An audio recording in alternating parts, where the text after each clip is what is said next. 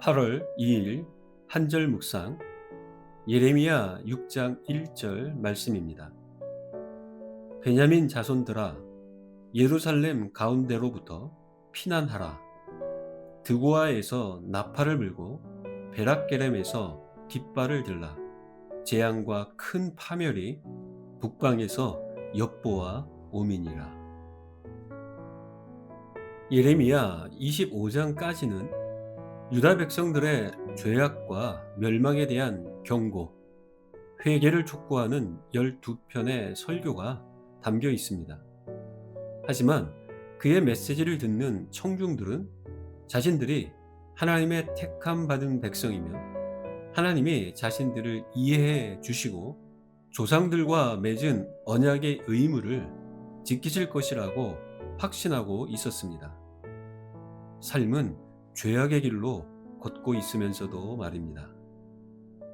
이런 상황에서 예레미야의 설교는 닭 쫓던 개가 지붕을 쳐다보는 것처럼 혹은 소귀에 경을 읽는 것과 같이 되어버렸습니다. 예레미야는 곧 북쪽에서 신흥강대국 바벨론이 유다를 침공하여 예루살렘 성을 파괴할 것이기에 하나님이 보내시는 임박한 재난 앞에서 신속하게 죄를 회개하라고 선포합니다. 실제로 예레미야 6장은 바벨론이 예루살렘을 향하여 빠르게 진군해 오던 긴박한 상황을 배경으로 합니다. 그렇기 때문에 6장에서 예레미야는 하나님의 심판의 필요와 확실성을 선포합니다. 심판의 도구는 북방 군대 바벨론이며 그들을 통해 예루살렘은 폭망할 것입니다. 이러한 비극적인 재앙의 확실함을 사자, 뜨거운 바람 등으로 경고합니다.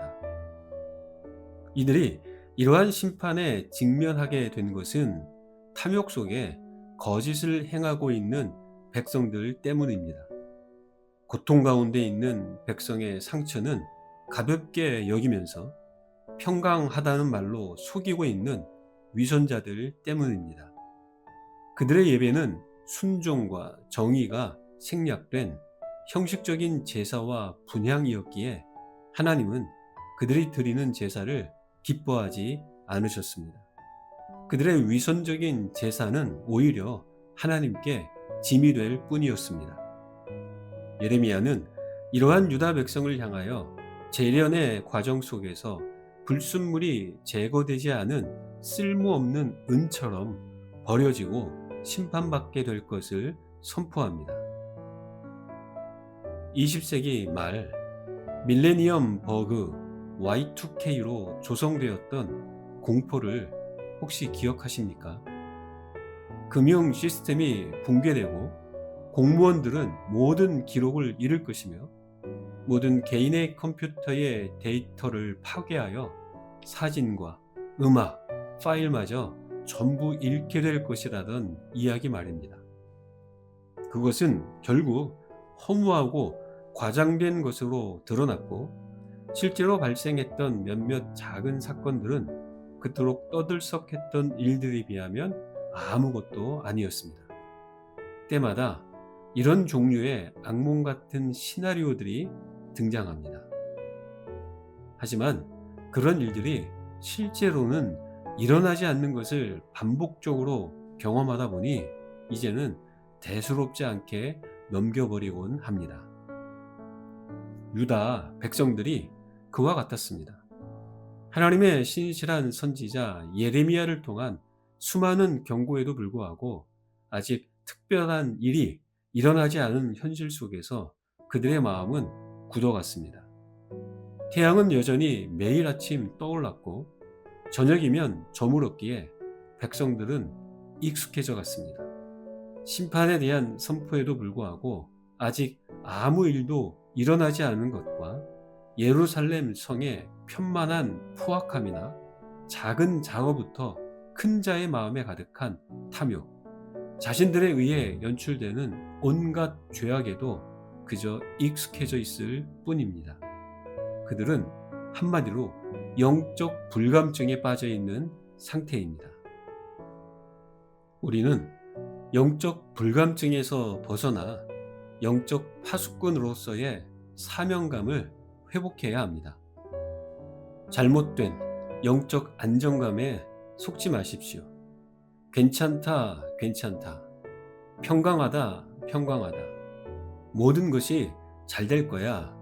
와 같은 주문에 속지 말고 혹시 잘못된 것은 없는지, 개인과 사회와 이 시대가 제대로 가고 있는지 묻고 진단하며 확인해야 합니다. 드고아의 나팔과 베락게람의 봉화는 긴급한 신호입니다. 우리에게 그와 같은 역할이 부여되었습니다.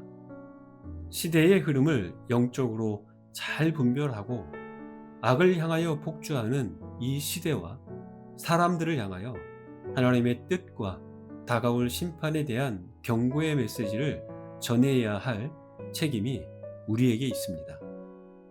더 나아가 우리는 죄악의 자리에서 선명하게 구별된 자로 살아야 합니다. 혹시 우리가 악인의 꾀, 죄인의 길, 오만한 자의 자리에 앉아 있는 것은 아닌지 점검해야 합니다. 예루살렘은 하나님의 성이었으나 죄악이 넘쳐나는 심판의 장소가 되었습니다. 하나님은 그 속에 있는 자들을 향하여 피난하라 라고 명령하십니다. 하나님의 진노와 심판이 임하는 죄의 현장에서 지체 없이 떠나라고 말씀하십니다.